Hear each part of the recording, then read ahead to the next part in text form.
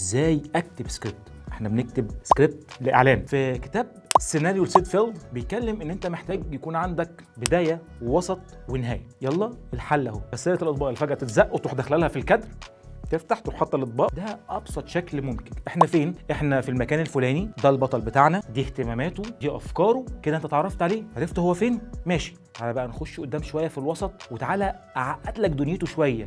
يحصل قدامه حاجه، عائق مثلا زي ان هو عايز يتجوز واحده بيحبها. دي الخلطه العامه اللي ممكن ان انت تشتغل بيها. في عندنا مشكله الوقت. انت في الاخر بتعمل اعلان، وده خليك مثلا تتخيل ان انت بتفتح اليوتيوب ولقيت حاجه طلعت لك، انت مستني ال5 ثواني يعدوا في اسرع وقت عشان تعدي. لو انا ما سحبتش اهتمامك وخدته في اول كام ثانيه، انا فقدتك. مش هقدر ان انا اعمل طريقه سيدفيلد، ان انا اسس واقول لك انا فين والبطل بتاعي عامل ازاي. ما عنديش الوقت ده. كان عندي حركه تانية، انا اقدر ان انا احطك في سيتويشن على طول. يلا الست اهي واقفه في المطبخ، جنبها بنتها بتعيط وهي بتحاول تغسل المواعين بسرعه.